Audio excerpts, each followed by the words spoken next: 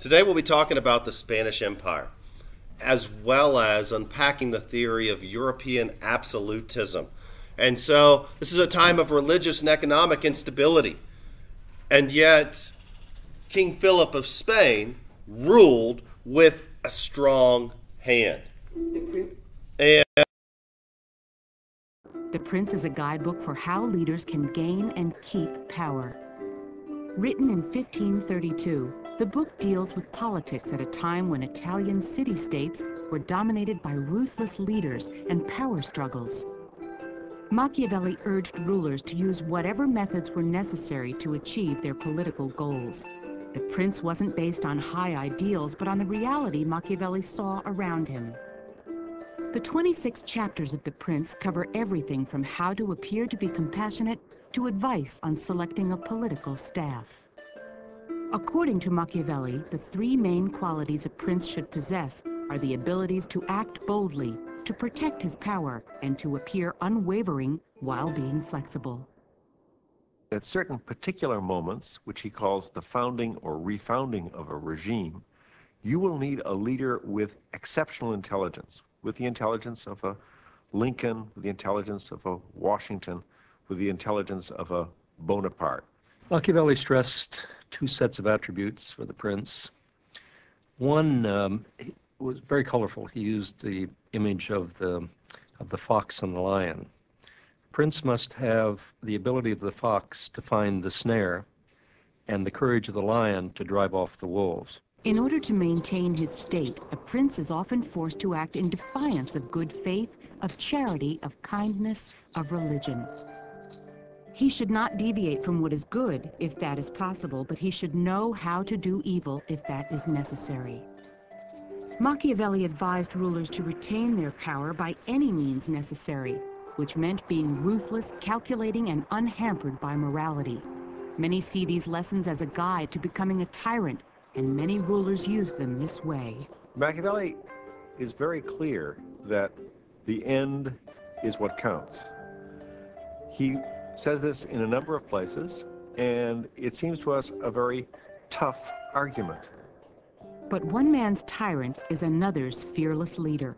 Political thinkers, from dictators to presidents, have read The Prince and taken their own lessons from it. There are certain books which are sufficiently complicated that they have a message for different people in different times because somehow they've touched at an aspect of fundamental human experience. Machiavelli's Prince is a book like that. It deals with an aspect of human life in a very profound way. The central aspect being the role of leaders and why leaders are necessary in any complicated human community. The Renaissance inspired Machiavelli to explore the political world he knew and how an individual leader should act in it. Whether it's a how-to book for tyrants or a realistic portrayal of politics, The Prince continues to raise important ethical issues about government and the proper uses of power in the world today.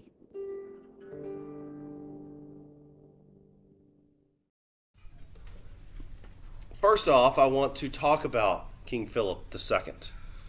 In 1556, when he assumed the Spanish throne, gaining control of Spain as well as all of its colonial possessions, what did he do? Well, within a few years, he went to war. Why? Well, partly to unite his people around a common enemy, Portugal, but mostly to gain control of their imperial possessions.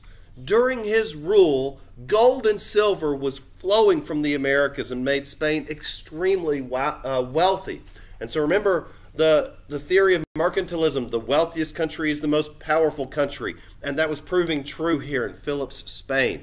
So Spain gained more power. What did they do with this wealth? They gained even more power, built a larger navy, gained more imperial possessions, and they built one of the largest armadas or fleets of all time. So that's the purple line here. You can see the route of the Spanish Armada seeking conquest throughout Western Europe.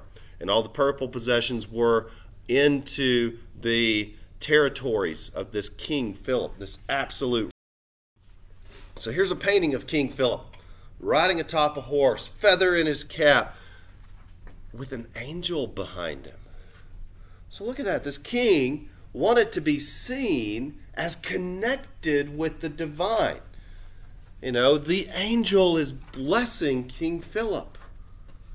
Guess who paid for this painting? The king. You know, why does he want this angel behind him, though? What do you think that connects him with? Go ahead. Oh, that God follows him. Yeah, that God is following him, that God is blessing him. It's really this idea of the divine right of kings. That according to King Philip, who chose him? Not the people. No, King Philip would have looked down on the people. King Philip believed that God put him there. And so, as a result, if God put him there, who has the right to take this power away from him? Only God. Certainly not the people, because again, he would have looked down on them. So King Philip believed that he was the defender of Catholicism, and that he was uniting his people against the Muslims, against the Protestants, against their enemies, as he saw them. And so, yes, by uniting his people around an enemy, it does give him an excuse to deflect the attention away from the poor ways that he was treating them and say, well, at least you're not a Muslim, at least you're not a Protestant, but don't trust them. Beware, fear those people. And so meanwhile, guess what he did? He went to war with the Muslims. Why? Because in going to war against them, it again gives his people a common enemy, which is a historically effective uniting tool, but also it's historically effective at deflecting attention away from social problems. But anyway, he goes on to defeat the Ottomans at the Battle of Lepanto in 1571, expanding the Spanish Empire. He raises the Spanish Armada. But there's a really neat underdog story here. You see, the British defeated the Spanish Armada in 1588. The Spanish amassed the largest fleet that had ever been raised in the history of warfare. And they go against the British. And the British, with smaller ships, with fewer of them, defeat the great Spanish Armada. But nonetheless, the theory of mercantilism still endured, and Spain was known for its extravagant wealth of this time. And so they also commissioned a number of arts, Spanish court life, like the painting I showed you, but also the famous Don Quixote, like the painting over there on the wall. It was based on a story. It's a novel, a Spanish novel by Miguel de Cervantes. And it follows the story of a young man, Don Quixote de la Mancha, and his sidekick, Sancho. And they believed that they were fighting these monsters and that they were on this holy quest. But in reality, it was all in his mind. It's just a fun story, but maybe even kind of a warning against delusions. Out of all of Don Quixote's peculiar adventures, there remains one episode which has captured our imaginations more than any other.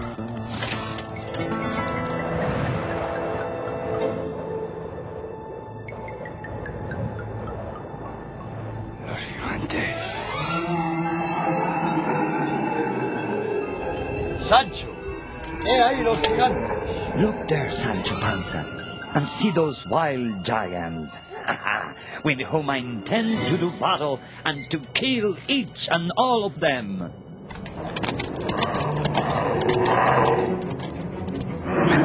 Bajar, cobardes, cobardes. Caballeros con mi bella Dulcinea.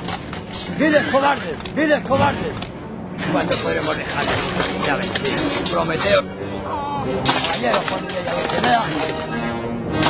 Con mi bella Dulcinea. Viles cobardes, viles. Siempre caballeros tratando de Messi. Bajar, cobardes, cobardes. Caballeros con mi bella Dulcinea. Viles cobardes, viles cobardes, viles cobardes, viles cobardes, viles cobardes.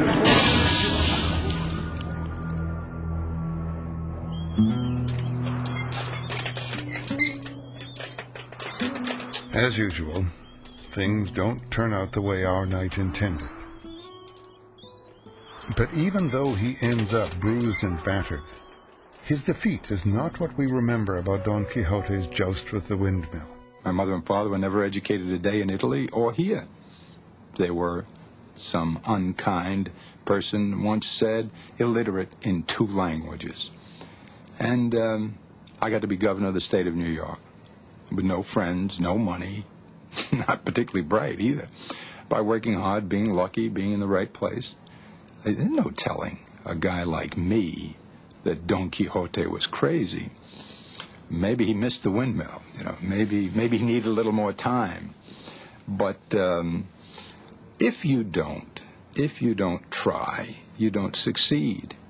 If you don't try grandly, you don't succeed grandly. It is about the capacity to recover yourself from the dust where you are falling, as Don Quixote falls many times, and renew the quest, not give up, and realize that life is not easy. If John Kennedy had settled for realism at the time he said, I want us to get to the moon, how many people in the world thought that was realistic at the time that John Kennedy said it?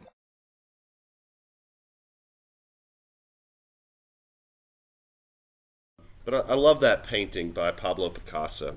Now, Spain's economy was weak and hollow, and part of this was because of inflation.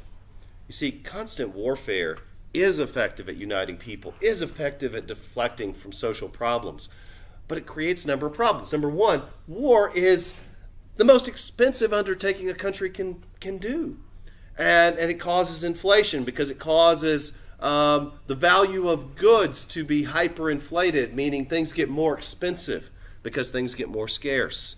And so how are you going to pay for a war? Well, often through taxes. And who are you going to tax? Well, if you levy heavy taxes on the wealthy, they might do something about it. They're powerful enough to resist. If you tax the lords, they might overthrow you. And so often, these taxes, the burden of these costs, get passed on to the poor. So this, historically, is common. Now, Spain's quest for an empire, ironically, has an opposite effect. So Spain needs the largest navy in the world. Okay, great. Where are they going to buy the stuff to make their ships? From other countries. So guess what? It's making those other countries rich. And many of them, in fact, are enemies of Spain who are selling these goods to Spain indirectly. King Philip, who believed he was blessed by God, declared bankruptcy 3 times. That means, oh dang, he ran out of money. Well, okay. But don't worry, God wills it.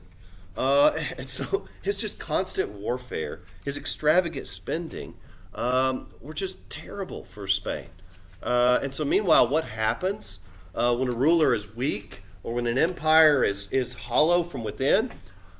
Well, we've seen this over and over too. What happens? People rebel, like the Dutch in the Netherlands who gained independence from Spain during Philip's time. The Dutch, meanwhile, were a very different society and had a very successful system and method. They were a republic. They elected representatives who made decisions on their behalf, and they got rid of them if they didn't like the decisions that they made, and it was all through a peaceful democratic process. They practiced religious toleration. They didn't care about going to war with the Muslims or the Protestants. Who cares? Let's do business and make lots of money. And so the Netherlands, meanwhile, since the Spanish were obsessed with conquering an empire and religious unity, the Dutch were like, let's just make some money. And they made a ton of money by focusing on that versus the other things. The Netherlands became a center of European art. I mean, Rembrandt, Vermeer, famous Dutch painters. Here's an example of Dutch art. You see, they built a trading empire. These Dutch merchants engaged in world trade.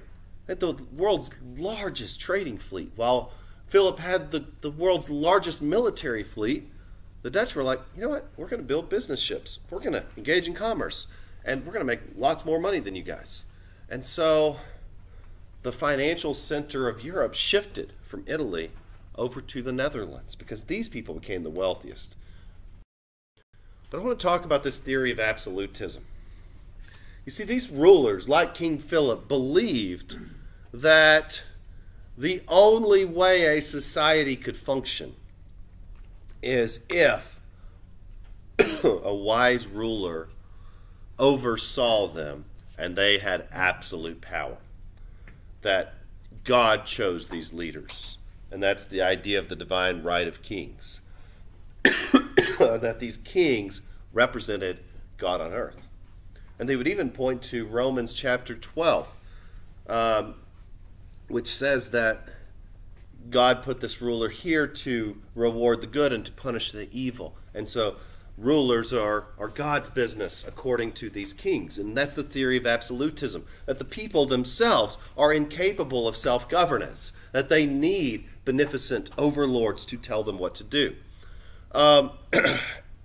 Feudalism as a system was failing, because feudalism is a localized system, meaning that I've got a castle, you're a peasant, I keep you safe, you work for me. That's a feudal arrangement. But that doesn't work when the army is so big the castle can't keep them safe. And so different conquerors would go around and unite these feudal kingdoms.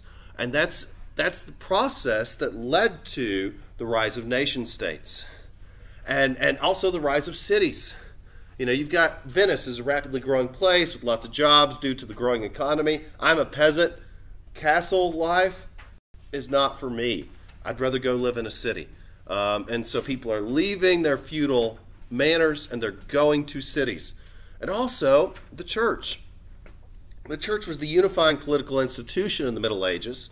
But the bubonic plague, the 100 Years' War, a number of reasons led people to go, maybe that's not for me. And so the declining authority of the church also increased the power of these monarchs, because a monarch, well, that's someone who has conquered all the different little castles around and who claims sovereignty over all of them.